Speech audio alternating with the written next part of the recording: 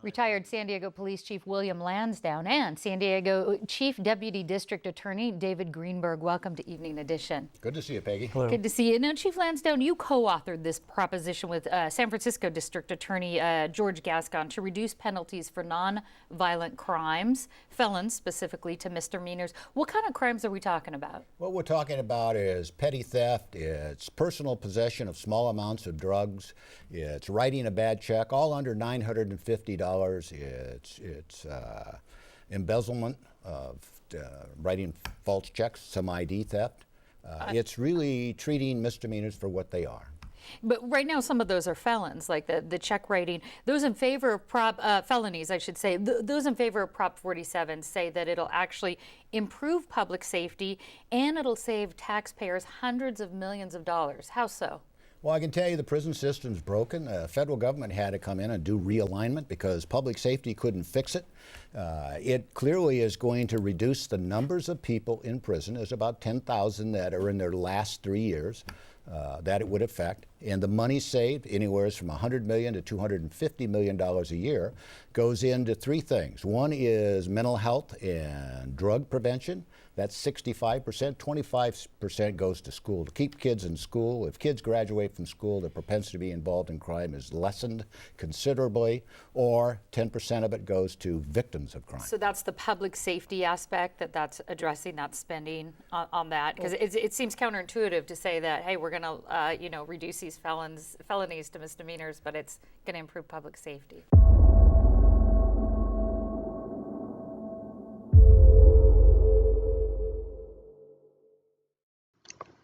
Welcome to The Right Angle, bringing news, culture, and politics all from the conservative perspective.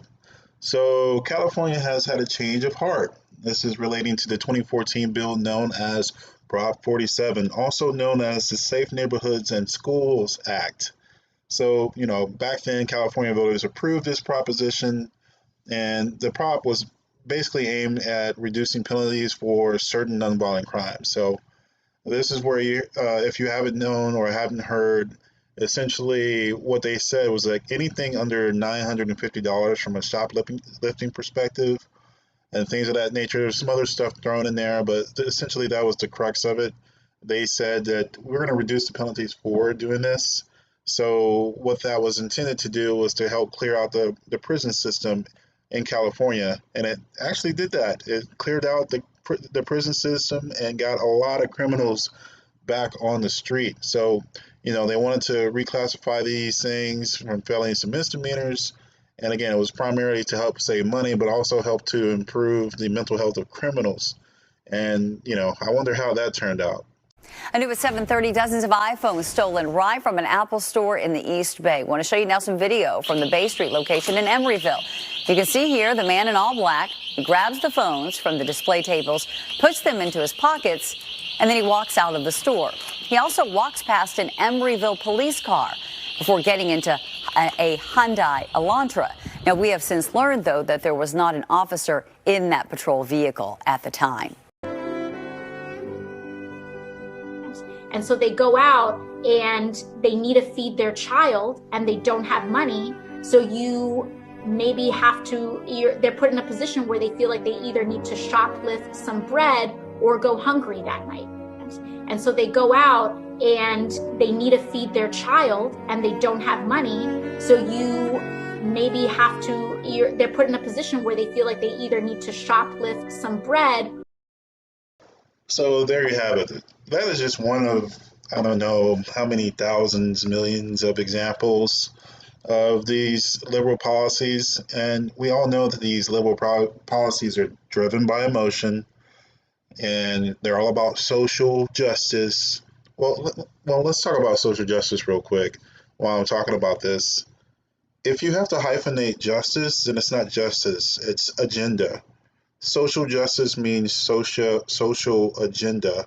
Climate justice means climate agenda.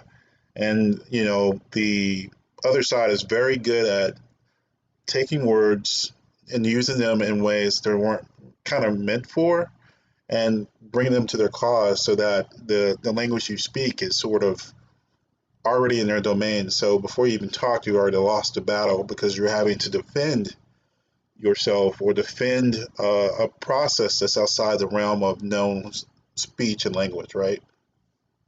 So that's why I say one of my biggest things is don't use their language, right? That's the reason why. But anyway, like I said, the liberal policies are often driven by emotion, and they're looking for social justice, equality, all the normal stuff. However, they never think about the consequences. Like, California's Prop 47 was aimed to reduce mass incarceration, which it did, and provide support for criminals from a mental health perspective. However, when you go soft on crime, really the only thing that ever happens is that the criminals take advantage. And I think what the Californians are seeing, the millions of people who have left, the thousands of businesses that have left and shut down, and this is just one of those policies that's driving people out, is compartmentalized by other factors within the Californian government. But I think Californians are starting to wise up. Voters will get to decide whether to roll back Prop 47 this fall. The initiative passed 10 years ago has been blamed for rampant theft. Eyewitness News reporter Jaysha Patel live in Glendale with the details on this. Jaysha. Yeah, Mark and Rachel, over the course of the past year, we've seen those dramatic videos of smash and grabs, stores closing, and more. Well, now there's a new measure that will hopefully crack down on this, and it all revolves around Prop 47. Now, Prop 47 was passed by voters back in 2014, and it reduced many drug possession and property crimes valued at $950 or less to misdemeanors. Prop 47 also allows resentencing for people convicted of felonies for those offenses. Well, now there's a new measure which is called the Homelessness, Drug, and Theft Reduction Act that would change elements of Prop 47. The new measure would allow felony charges for possessing certain drugs, including fentanyl, and for thefts under $950. The measure also aims to help people who are homeless with their mental health and with addiction. Now, the initiative is expected to be certified for the November 5th general election later this month. So there you have it. The rise and fall of Prop 47. And this reminds us, right, that society needs clear systems of accountability, clear systems of consequence and responsibilities throughout for the population. We cannot function on emotion. We cannot function on best intentions. And, there are many that think that Prop 47 was created in good intentions. But when you have a Soros-backed DA who helped create it, I kind of look beyond what that messaging is and look at the result. And the fact that this has gone on for a decade tells me that this was probably more by design to get more criminals on the streets, because how else can you look at it, right? And due to this and other terrible policy decisions, like I was saying, the decisions in California are compounded that have contributed. So this is just part of the cog that's contributed to that design of whatever they're trying to do, right? And you see people continue to flee because I think it's really one thing. It's single party rule. And, when you have a party that has no consequence, meaning they can't lose elections, they just put anything they want all willy-nilly into the population. And it's a dangerous experiment to play with people's lives in that way, I think. When there is no consequence for those in charge, they start to think that everything they do is without fault. They start looking at themselves as gods and everything. We already know there's only one of those.